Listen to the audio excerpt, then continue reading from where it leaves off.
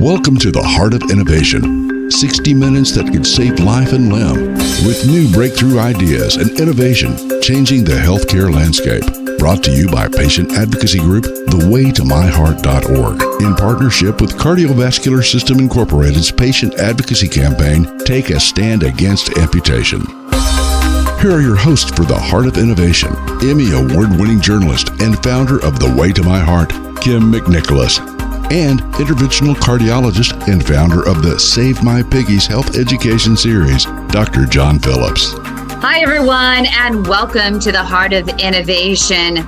Today, we are hoping that we are going to give you some incredibly life and hopefully potentially limb-saving information that could come from a moment of unexpected illness where you could end up with yourself or a family member that has presented with a urinary tract infection, with COVID, or another respiratory illness, and suddenly ends up in the ICU, the intensive care unit, on multiple machines to keep you alive.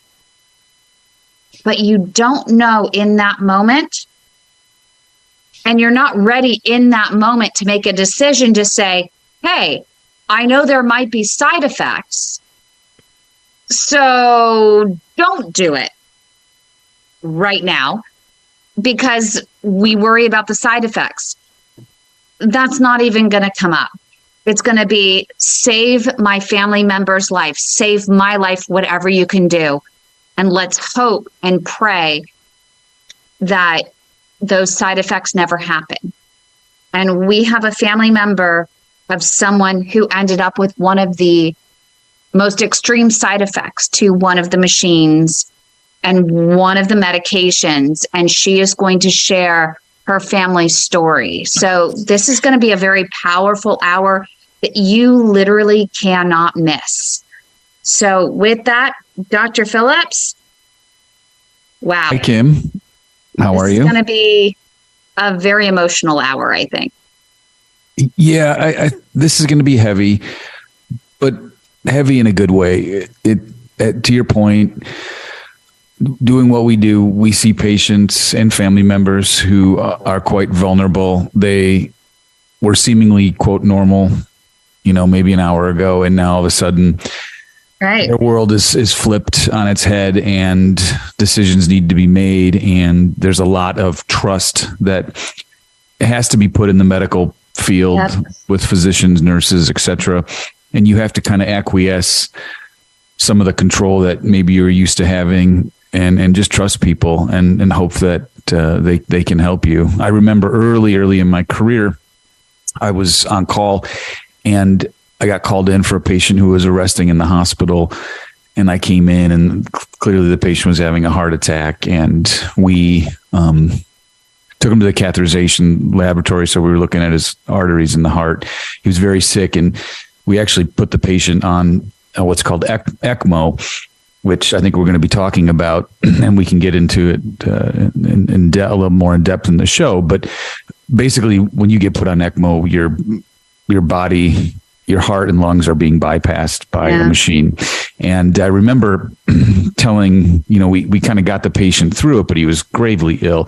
And I remember talking to his wife, and she looked at me and said, well, are we still going to be able to go to Thailand next week? And I, oh, wow.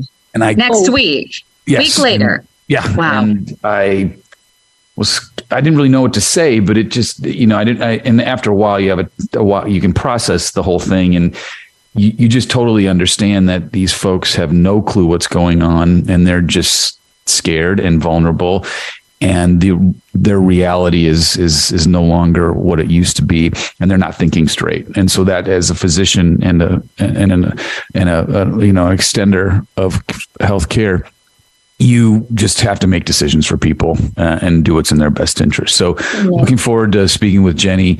I know it's going to be a difficult conversation to have, but hopefully our audience will learn something from it, because I know I will. So should we start with a moment of inspiration from you? I guess so. Dr. John Phillips, spectacular vascular moment of inspiration. Are you ready, Kim? I am ready. I'm always ready for your moment of inspiration. All right, thank you. So, this is a quote from a physicist who was a Nobel laureate, and it's a little bit heavy. His name is Richard Feynman, Feynman, and he's kind of talking about the importance of scientific integrity and having some skepticism. But he says, and he's quoted as saying, "The first principle is that you must not fool yourself, and you are the easiest person to fool." And I think that it speaks to when you conduct scientific research, you want to make sure you're vigilant in identifying mistakes, correcting mistakes, making sure you're not making false assumptions. But I also think it's kind of philosophical in the sense that you can kind of convince yourself of almost anything sometimes, and you have to be aware of that. And in these situations, when mom or dad is gravely ill, things can happen and people can get convinced they can go down these rabbit holes, and it's important to have some healthy skepticism. But again, it's also important to kind of trust the people that are taking care of your loved one, and hope and understand too that everybody is working in their best interest and trying to help them. They try. And one of the issues that we're dealing with is I think that our healthcare system overall, especially since COVID, is overburdened. They're short-staffed, and everyone who is on staff right now, they're trying their best, but they can't always be there. They're trying to be there. And so, especially during this show, it's really important for a patient's family to be an advocate and to bring on an advocate to make sure you're asking the right questions and just making sure to offer some healthy reminders as to what is expected, because you can't be everywhere at once when you don't have enough people, for one. But knowing that every single person that is there has the best interest at heart of every single person there. Can they be everywhere at once? No, not always. But they're going to definitely do their best. And if a family member can be proactive and have the information they need, have the questions that are most pertinent and impactful, I think that that's really important. Yeah, I agree. I mean, we often take for granted the stress of a procedure, a general procedure or an elective procedure, not only on the patient, but family members. I did a procedure today on a patient that needs to come back and actually get some more work done. And I was listening to the family. There were about 4 members discussing how they were going to have to take off work and who was going to pick up so-and-so and how they were going to get the other person. And you know, we kind of think about it like, oh, well, let's just schedule them in 2 weeks. I mean, and then I walk out and go on my merry way and somebody schedules them. But we don't think about the fact that you're changing someone's day. People are taking time off of work. I mean, it's pretty impactful. And so we have to be, I always try to be a little bit more cognizant of that when I'm helping make decisions for patients, because it's not just about me and getting the work done. And it's not just about the patient too. It's about that support system that is trying to help them.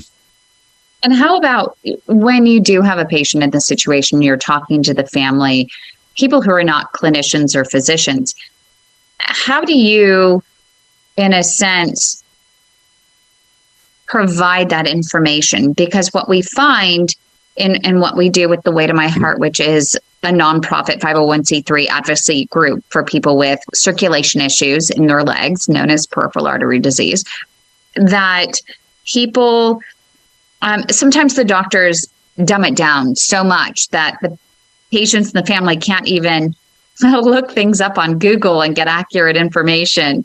And so how do you balance that? How do you explain things to the family as to what's going on? What is your process? Yeah, I mean, there's a lot of misinformation out there. And what is particularly more troubling now, in my opinion, is the immediate and instant access that patients have to their medical record through the electronic medical record. And oftentimes, and I think it's good. I mean, obviously they want to be involved in their health care, but they have access to all the documents that we have. They have access to our progress notes, we call them. That's just kind of how we assess a patient and make recommendations and things of that nature. They have access to the letters we send to other physicians. Right. And we speak in a language that most folks don't understand. And it becomes very problematic when patients who now they have quicker access sometimes to their chart than we do. I mean, I don't sit there and,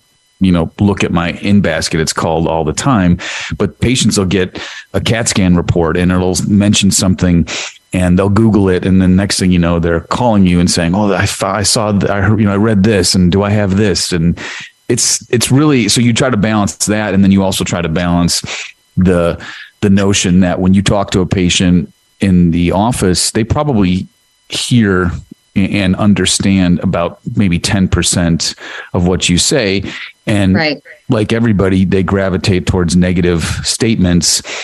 And then they kind of not ignore, but just gloss over or kind of passively maybe hear the positive things. And so to answer your question, I mean, I try to be as direct and concise as possible. I always make sure to ask them at the end, do they have any questions or concerns? I always encourage folks to write down, or if they want to record the conversation, I don't have a problem with that, or call somebody and have them listen in. And at the end of the day, I say, listen, I'm the kind of the coach here. I want you to be the quarterback. We can work on a playbook together and I can recommend some plays, but you're going to have to help me execute them. And that usually, at least that's my shtick, so to speak, to try to get folks to be on a relatively level playing field with me. Diagrams are super helpful as well. But again, you're trying to explain something, a complex disease, to somebody who has oftentimes very little understanding of what's going on, and rightfully so, are pretty anxious. And so you play psychiatrist to your patients and psychiatrist to yourself sometimes.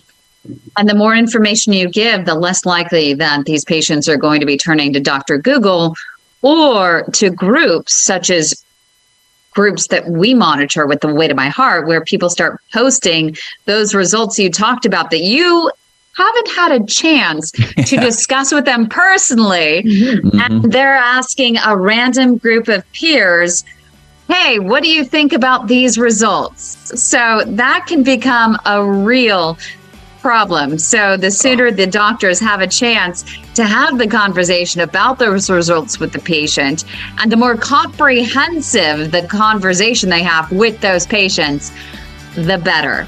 Now, coming up right here on The Heart of Innovation, we are going to talk more about that and why Jenny Parakango, the daughter of a patient, came to the Weight of My Heart to seek answers to help her mom, who's in the hospital even in this moment, fighting for her life and limb. So you don't want to miss that. Stay with us right here on The Heart of Innovation. Leg health can indicate risk for heart attack, stroke, and amputation. If you have leg pain or cramps while walking, get checked for peripheral artery disease, or PAD.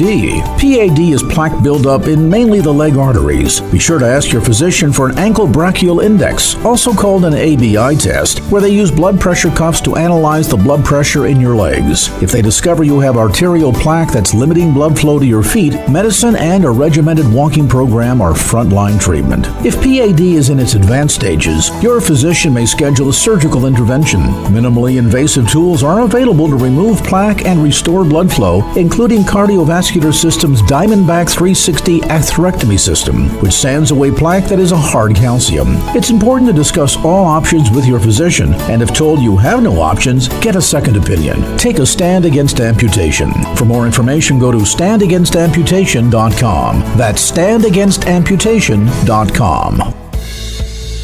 Welcome back to The Heart of Innovation. For more on today's topic, go to theheartofinnovation.org.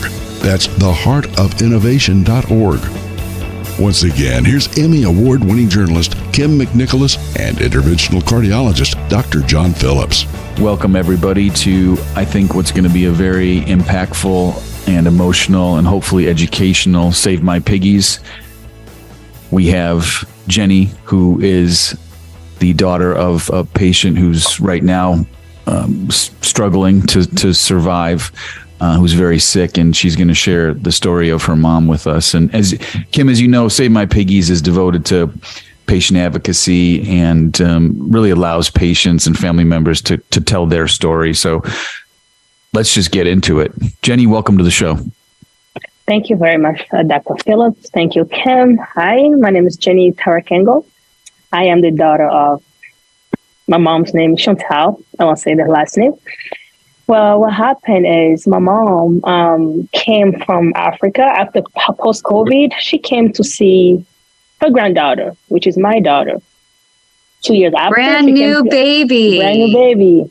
She came to see a brand new baby. It was an exciting moment, but unfortunately, my daughter had COVID. I had COVID. We had to put my mom elsewhere with my sister for at least the quarantine time until everything's fine because she's diabetic. We didn't want to put her at risk. That's the reason why she didn't live right with me, but she lived with my sister 10 minutes away from where I live. It was on Tuesday. I walked in there because it was my daughter's birthday. And Grandma didn't see her grandbaby for the first time. We were okay. We'll go there in the morning. We're gonna surprise Grandma for the first time. It's your birthday. We bring in cake. You wanna be 2. It was just an exciting moment. That was 4 days after my mom came. It was 4 days. She came on January 27th, and that was January 31st. So we went there in the room, walking. My sister went to school, the other went to work, and one went to school. She was home with a friend that she came with her friend, a friend of hers.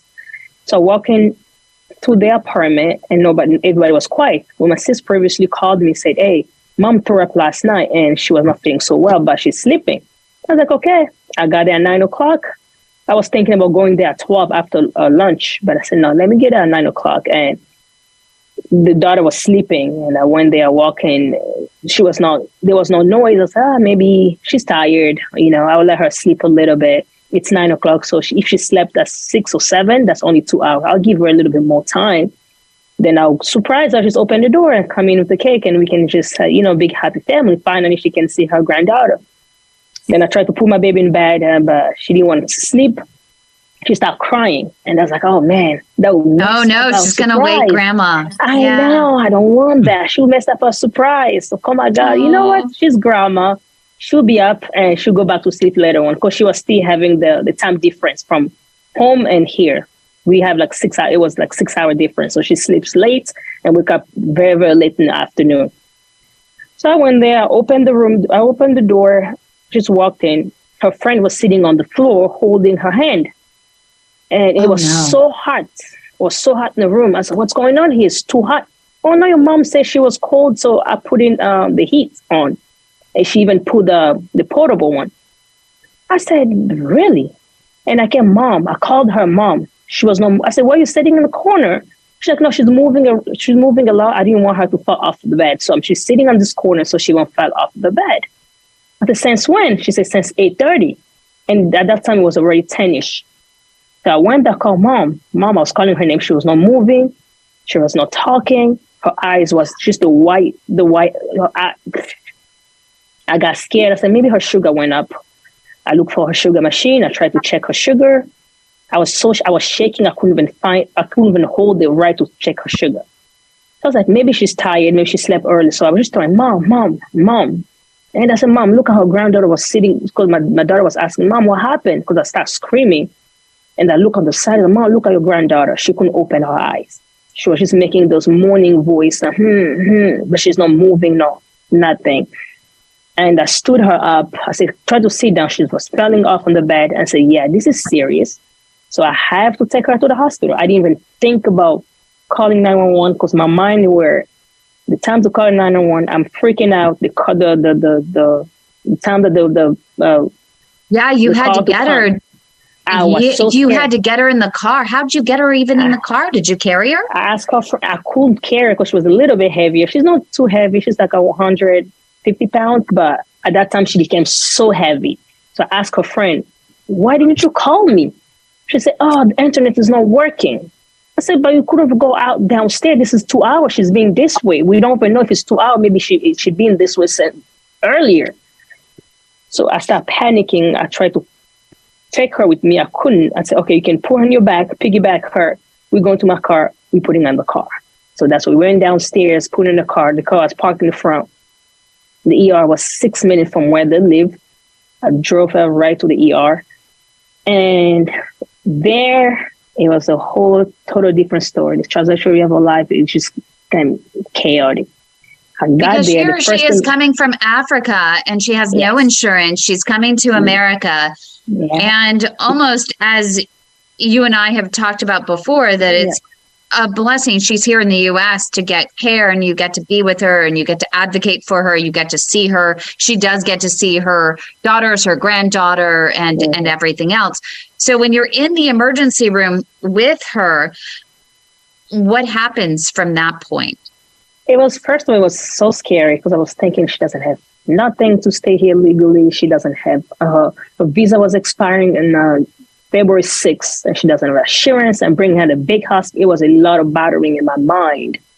So when I brought her there to the emergency room, you can just see everybody was stressed out, and I didn't know what was going on. Her fever was high. Her fever was high. And she was shaking cold, very shivering. We had to hold her down so she won't shiver. They gave all the medication. I didn't know what was going on. They didn't know what was going on. The only thing that I told the doctors were she's diabetic, just to make sure that they know exactly what medication to give her or anything just for those first hours. They don't have no medical record. They don't have nothing, just what I'm telling them. It was very chaotic. It was very, very chaotic. We sat there, my sister and I, we sat there for 24 hours straight without even sleeping. Our eyes was on the machines to see her heart rate was dropping. One of them, it dropped to 30. Because the doctor said as long as she can keep it 60 or 65, it should be fine. But it was dropping just in a second. So if they use the pressors, we didn't have an idea. They didn't say anything. Sometimes they do that. The fever was not going low. Her white blood count was going high. When we got there, it was 12. Then it went to 20. Then it went to 30. Then it went to 40. When I'm asking questions, it's getting worse. What's getting worse? What is it? The infection disease came to say she got a UTI. It was a UTI and E. coli. Now after hours to find that it's UTI and E. coli that went to her bloodstream. Then I was like, because she was complaining or having a pain, pelvic pain. Did you get checked to see if there's anything else? And they decide, okay, we're going to do the CT scan, like a below abdominal CT scan. When they came back, she had her kidney was infected and had gas and water. That's what the doctor said. And coming up right here on the Heart of Innovation, we're going to find out what's next and what the treatment plan is for Jenny's mom. So stay with us. 3 years ago, my symptoms started with leg pain and leg cramps while walking. Me too, with a tightness in my calves. Well, do you know, my doctor thought that my leg cramps were a side effect of the statin he prescribed me. Well, my doctor just brushed them off as another symptom of old age. Mine thought the pain was radiating from my spine. My doctor blamed my neuropathy on diabetes until I got a wound on my foot that just wouldn't heal. Yeah, it turns out we all have peripheral artery disease, also known as PAD. It's plaque buildup mainly in the leg arteries causing poor circulation. For me, the diagnosis came too late and I lost my leg, but that does not have to happen to you. No, it does not, because there are treatment options available if you're diagnosed early enough. PAD. Peripheral artery disease. If you've been experiencing leg pain, leg cramps, or neuropathy when walking, and your doctor isn't hearing you, we are. We are the Way to My Heart, the largest support network for peripheral artery disease patients, and we want to help you get back on your feet again. Visit our website at thewaytomyheart.org or call our Leg Saver hotline 415-320-7138. Your life and limb could depend on it. Welcome back to the Heart of Innovation. For more on today's topic, go to theheartofinnovation.org. That's theheartofinnovation.org. Once again, here's Emmy Award-winning journalist Kim McNicholas and interventional cardiologist Dr. John Phillips. Welcome back, everybody. So, Jenny, I just want to make sure I understand what's going on. Sure. Mom, it sounds like, is becoming very sick. She has a urinary tract infection. that has ultimately gotten into her bloodstream. And because of that, her blood pressure is dropping. And we use the term septic. But again, it's just a very severe infection that can lead to organ dysfunction and or failure. It sounds like the kidneys are not working. Obviously, in these situations, we worry about other organs failing, acid building up, the body not able to help itself. And so clearly, it sounds like she's on some medication to support her blood pressure and heart rate potentially, but she's not doing well right now. Is she on a breathing machine, or is she coherent with you and able to converse?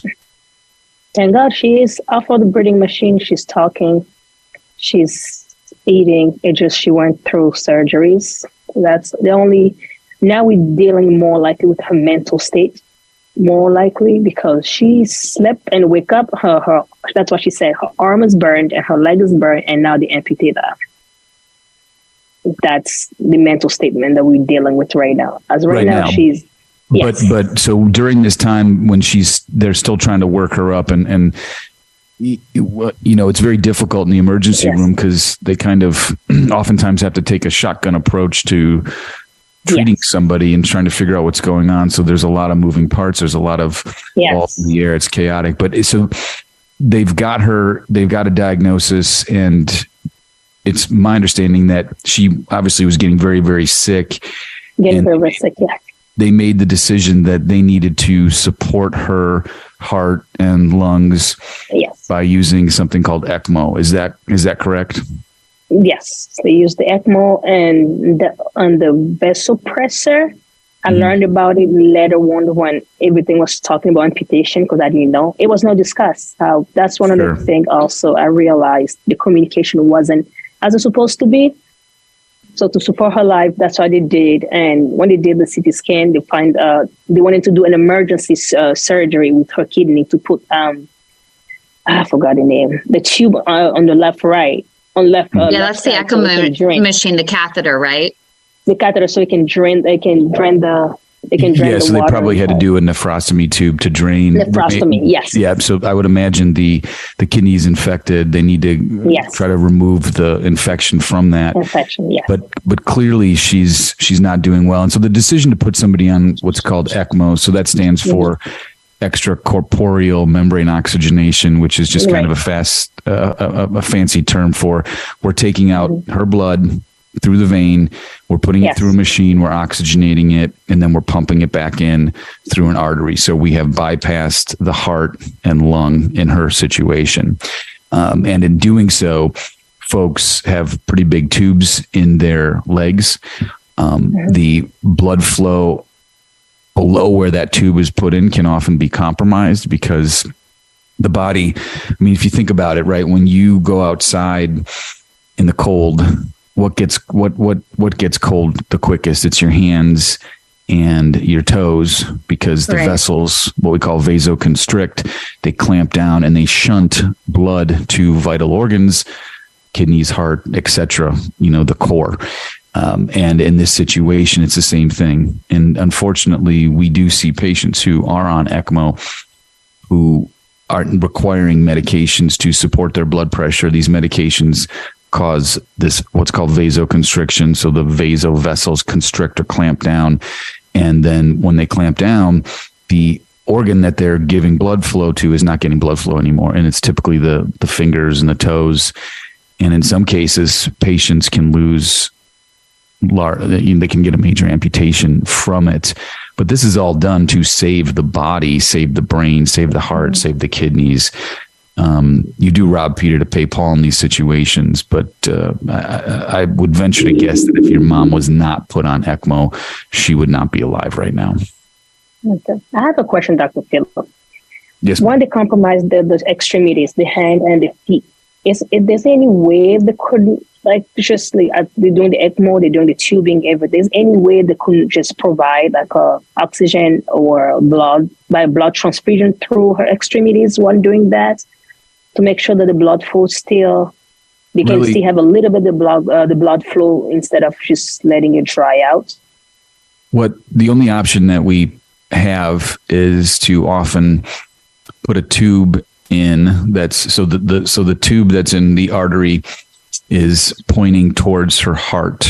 Okay. Right. And below that tube, and that tube is typically in the growing, in the what's called the femoral artery, we can put a tube pointing down towards the feet and hook up blood flow to that to provide flow into the leg.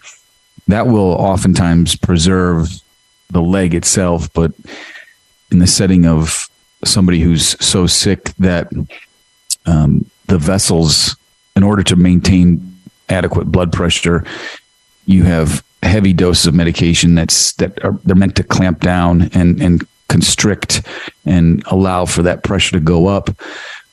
You oftentimes compromise the smallest arteries in the hands and the toes, and there's not really much you can do about that. And patients lose digits, and you're going to tell us it sounds like your mom lost limbs from this. Yes, she did. That was one of my concerns, because I was thinking about if they should have preserved the big organs, they could have done maybe, like you said, something to preserve, especially the hands, because the limbs can be. It's unfortunate that we can't.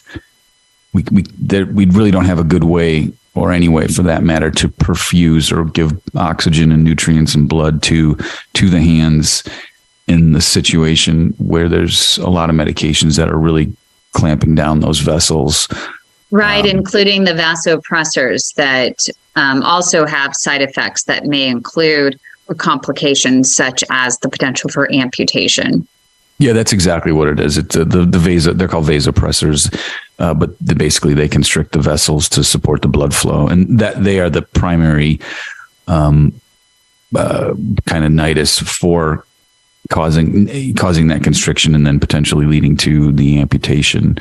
But again, if there's no brain, if there's no heart, if there's no kidneys, it doesn't matter if you have hands or feet. And that's the way we look at it. And it may seem kind of callous, but I can assure you they did whatever they could to save your mom. And this is the collateral damage that occurs and it is a war during this war to save. And a couple things that especially for people who have family members that are in ICU, they're on the ECMO machine, they're on vasopressors, et cetera.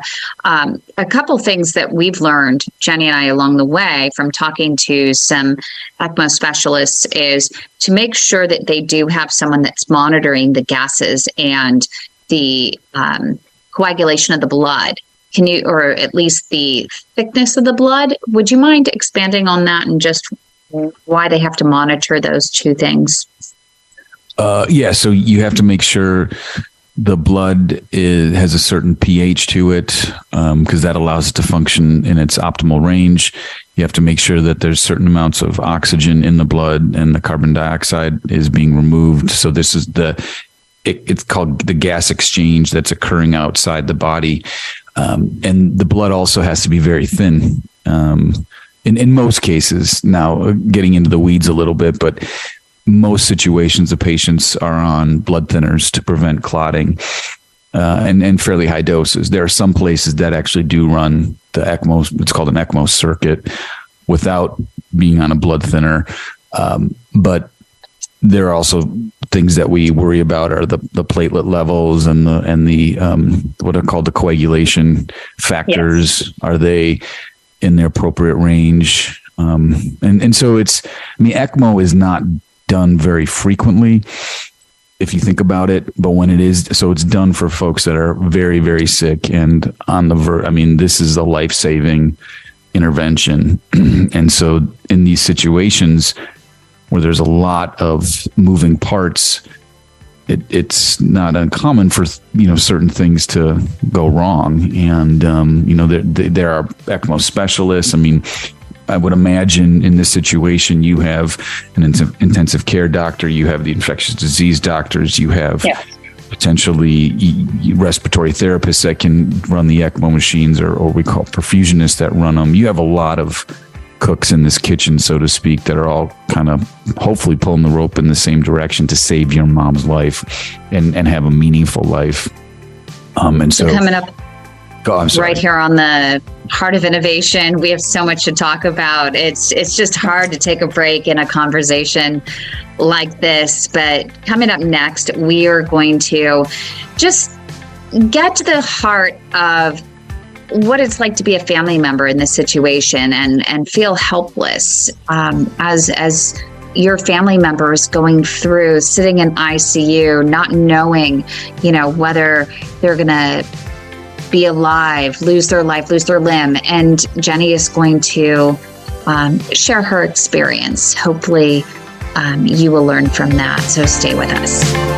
What does the color of your feet say about your vascular health? Hi, I'm Dr. Gary Rothenberg, a podiatrist and Director of Medical Affairs for Podometrics, a diabetic foot diagnostic mat company. I'm coming to you this week with your medical notepad, brought to you by Cardiovascular Systems Incorporated's patient advocacy campaign, Take a Stand Against Amputation and the Way to My Heart. Today, we're talking about the color of your feet. Skin discoloration can occur to the feet and legs for a variety of reasons and can range from pale white to dark black in discoloration. Of course, we have to take into account the patient's normal skin tone, and it's a relative change in the skin discoloration that could be, again, white, purple, blue, or even dark black in discoloration.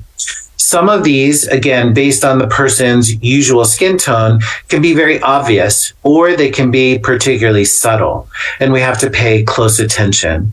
Skin discoloration can occur for a variety of reasons, including dermatologic conditions, such as eczema or psoriasis, or even skin cancers cause skin discoloration. There are also systemic issues like diabetes and peripheral arterial disease or infections that can cause discoloration as well. We all have also bumped our little toe on the nightstand and it turns usually purple, yellow, or even black from discoloration of trauma and bruising. So we do oftentimes want to pay particular attention to the discoloration, but also to any potential symptoms or signs that are associated with that discoloration. So what do I mean by that? We want to know, is there also temperature changes? So does that area of brown discoloration or purple discoloration also feel particularly cool or warm to the touch? Cool may be a sign of poor circulation. Warm may be a sign of infection. What about also, is there swelling in that local area? Or is there a break in the skin? Are there bumps? Is there drainage? So not only do we want to pay attention to the discoloration, but it's like putting a puzzle together with other signs or symptoms as well. In particular, those at risk for developing peripheral arterial disease and diabetes, usually we look for skin discoloration along the legs or the feet, and some common conditions may be venous insufficiency.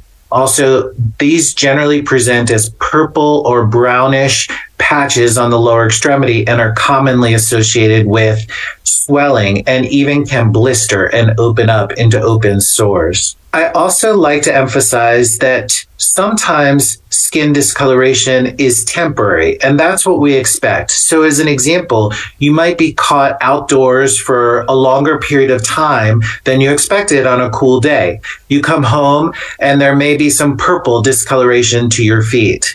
Well, the next morning when you awaken, I would presume and assume that that discoloration has resolved.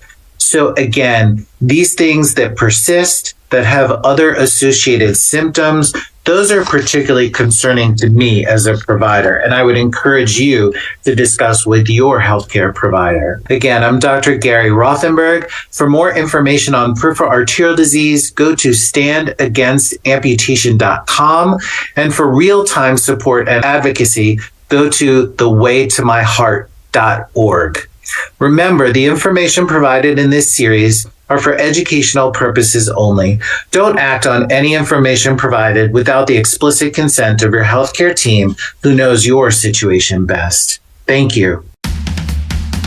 Welcome back to the Heart of Innovation. For more on today's topic, go to theheartofinnovation.org. That's theheartofinnovation.org. Once again, here's Emmy Award-winning journalist Kim McNicholas and interventional cardiologist Dr. John Phillips. Hi, everyone. Welcome back. We are talking to Jenny, who is sitting in a hospital room right now near her mom, who has been fighting for her life. But Jenny, you've been fighting right alongside her every step of the way. And throughout the show, we've been getting insight from Dr. Phillips about the technology, the medicine behind what your mom has been going through. But for you, can you talk from your perspective, the family member watching this go on with your mom and having to make the critical decisions? Thank you, Kim. It is scary. It is really scary. It is very scary because you don't know. You don't know what the next doctor will come and tell you. You don't know what the next approach is. You don't know. Well, really, it's tough. You don't know because this is new. This is life-changing. And as right now, maybe I try because I have you. I'm having those questions. I have another girl that I find out she went through the same situation. That's the good thing to do. Do your research and find some. That gave me a little bit of hope because my mind, you're thinking about the worst. Like, okay, 4 limbs off. What is she gonna do? She's not from here. Where she's from, being amputee or being a disabled person, you don't count. You do not count. You cannot work. If you want to marry, nobody will marry you. If it's an end for you. Even for 1 limb, for you, life is done. It's over. So her coming here, waking up 4 days after, and now 4 limbs is gone. So she feels worthless. And you're thinking about that because I'm from Africa as well. And thinking about that before even her, you think about you and you think about her and you think about your siblings. So the pain is just crucial. So finding someone who's been through the same situation help to ask questions. How did you do this? How did you do? So you need to do your own research. Find someone, learn from them, and try to explain them to the best of their ability to understand that they still life after this. It's hard, even yourself, you don't accept it, but you need to make them accept that there's life after this. Gosh, that must be so hard, especially it is hard. Even your sisters, that all of you being from the Congo and being in that culture where they just feel as though someone who loses their limbs is worthless. And you're thinking in your minds, oh my gosh, my mom is not worthless. She means the world to us. And your sister reached out to us here at The Weight of My Heart. And that's how you and I got connected. And take us from there. She reached out to you and she called me. She was at work. She called me like, Chen, take this number. Please call her.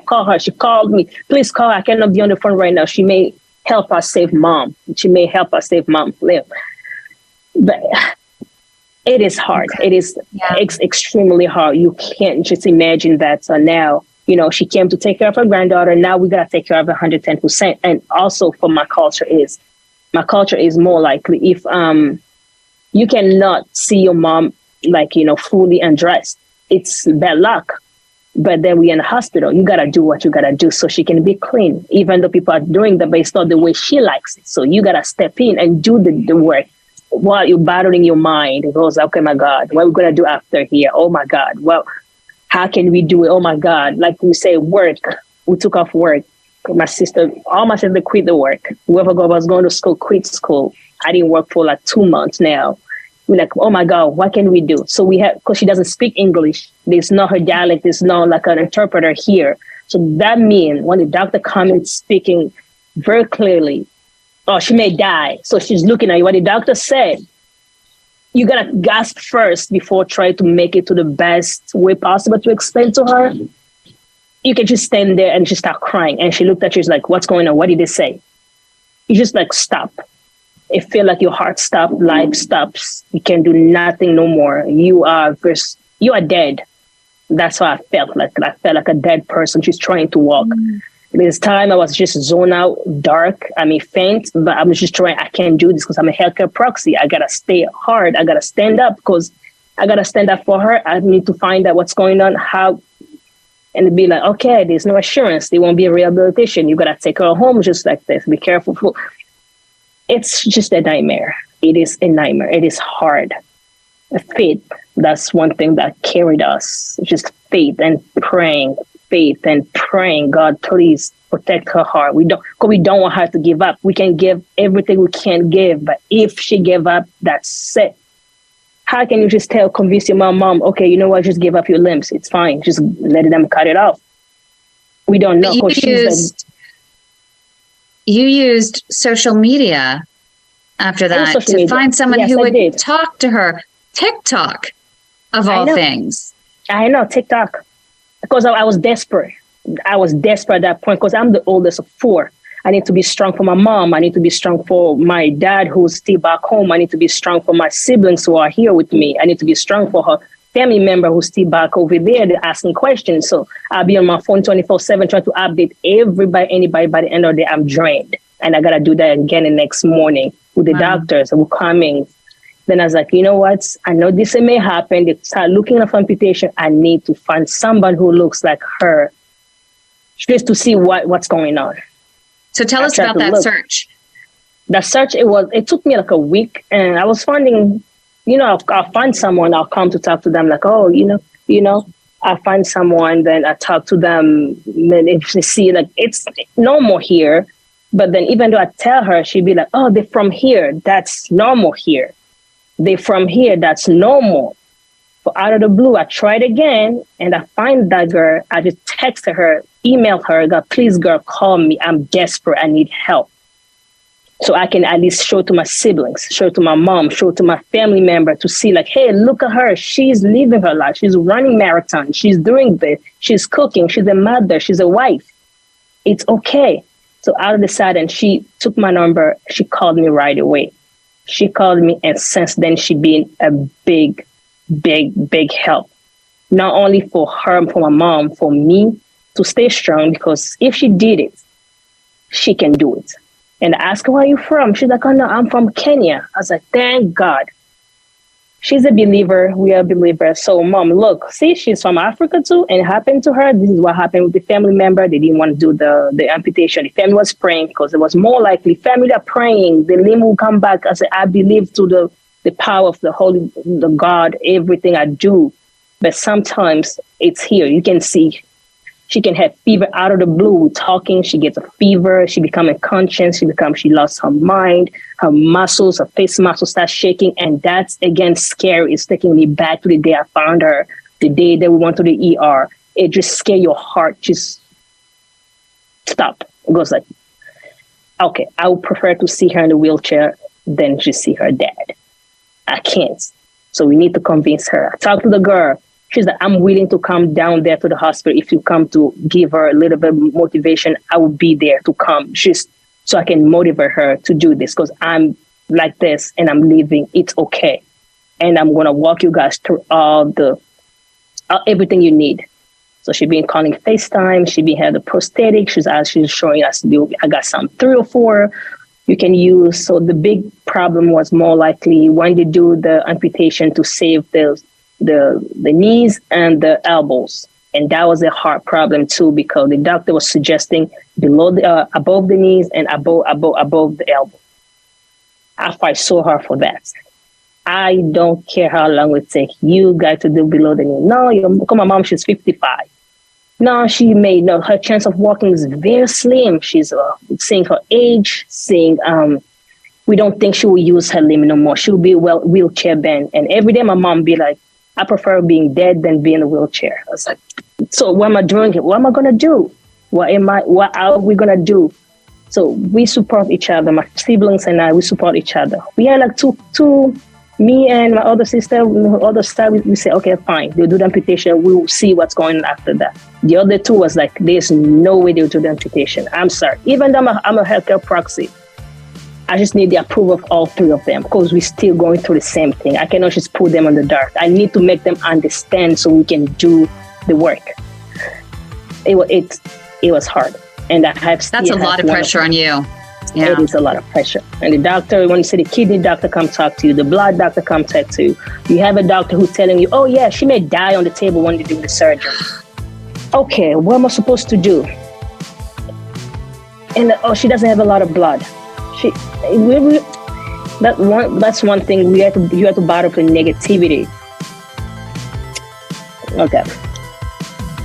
We'll come up right here on the Heart of Innovation. We're going to find out where her mom is right now in her journey and what's next. So stay with us. Welcome back to the Heart of Innovation. For more on today's topic, go to theheartofinnovation.org. That's theheartofinnovation.org. Once again, here's Emmy Award-winning journalist Kim McNicholas and interventional cardiologist Dr. John Phillips. So, Jenny, during the break, you were sharing with us that as it stands right now, your mom has lost both her upper extremities, but above the elbows, and the right leg below the knee. And tomorrow she's having surgery on the left leg, and they have to decide whether or not it's going to be above or below the knee. Yes, for the upper extremity, she did have is below the elbow. Oh, below the elbows. I'm sorry. Yes, okay, slightly below the elbow, and her left leg, it was below the knee. She has a surgery. She having a surgery tomorrow, which we're hoping to be below the knees as well. At least she can have some mobility, flexibility to do. Right. So I think she accepted that. Like. Put us in. It's hard to walk a mile in your shoes, or let alone your mom's. But listening to you, and I'm kind of taken aback on how focused you seem to be. There's a task at hand, and you have to kind of execute that task, meaning get mom through point. Get her through this and get her through that, and just kind of move and march forward. Where did you get that inner resolve from? I'm assuming from your parents. So mom must have the same inner resolve too. So it sounds like she has that will to survive, and you guys are going to keep fighting, and she's going to do okay, right? Yes. She wants to fight, because at the end of the day, when we didn't beg. What I started because the doctor were like, oh, we're going to tell her we're going to have a amputation. I said, no. She won't understand your language. She will understand how we, as her daughter, explaining to her.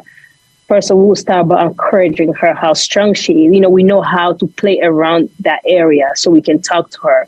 Then we can bring up the surgery matter. Before bringing that up, the pictures, the video that I found for the girl that I found on TikTok, she's showing her this live. Look at this book. Look at this teacher. She's doing this. She lost her, just to do those prep before telling her exactly what's going on. But it was not sitting well with the doctors. It was a whole chaos before. Literally, I wasn't there. They brought like an interpreter. They brought everybody came to her, talked to her. And she refused to talk to them. I said, I want my mom to leave. I'm not going to lie to her. It takes time for us to explain to her, for her to understand what's going on. Because as ourselves, we don't understand what's going on. We know just it happened. We were not prepped for this. We were not prepared for the pressors we're going to do. It was just out of the sudden. It came, we do amputation. Go the OT, PT. Sorry to interrupt, but we only have about a minute left. Do you have a new mission in life now? I do. I absolutely do. Kim, patient advocate, it's something that I'm called. That's my calling. I need to do that. If I had people on my side came, and the one I find on TikTok helped me throughout the journey, and I'm helping my siblings to understand, and I'm helping her, and it's going a little bit easier than I thought it would be. Not easier, but it's going positively than I thought it would be. It was a try. And why can I not do it for other people or the patient or the family? You feel like there's a purpose, right? It's a purpose. It's the purpose, because without the help, I don't know, we will go crazy. Absolutely crazy, because we don't know. This is a new life. This is a new era. This is everything is new. We don't know how to do it, but having someone next to you to understand what you're going through and give you the good advice and just guide you, it's very, very helpful. it's very helpful that you can't even imagine, because it gives me the strength to help my family. Yep. And now Jenny and I are on this next phase of this journey, and we are launching Limbless and Living Through the Weight of My Heart. And we are going to find new initiatives and new innovation that are helping those who are limb different. So make sure you go to theweightofmyheart.org and send us a message through there and ask to subscribe to this new initiative that we are doing so that we can help Jenny, her mom, and so many others limb different and thrive. Thank you, everyone, for joining us. Thank you so much, Jenny, for sharing your story, for your courage, for your perseverance. We appreciate you so much. Thank you. Thank you very much, Kim. Thank you, Dr. Phillips. Thank you. It says iPhone. Jenny, you're an inspiration, and as is your mom. you. So good luck tomorrow. Thank you very much, Dr. Phillips. I appreciate that. You've been listening to The Heart of Innovation with Emmy Award-winning journalist Kim McNicholas and interventional cardiologist Dr. John Phillips. Our mission is to help patients live a better quality of life through comprehensive education, real-time support, and high-touch advocacy in partnership with thewaytomyheart.org and Take a Stand Against Amputation. Our purpose is to reduce the 1.5 million heart attacks and strokes and nearly 200,000 amputations annually. For more information regarding topics you've heard discussed on today's program, go to theheartofinnovation.org. That's theheartofinnovation.org. The Heart of Innovation is for educational and informational purposes only, and advice and views shared are not a substitute for medical advice from your own supervising physician. Do not act on any information provided in this show without the explicit consent from your own healthcare team. If you think you are having a medical emergency, call your local emergency number or go to the nearest hospital or emergency room.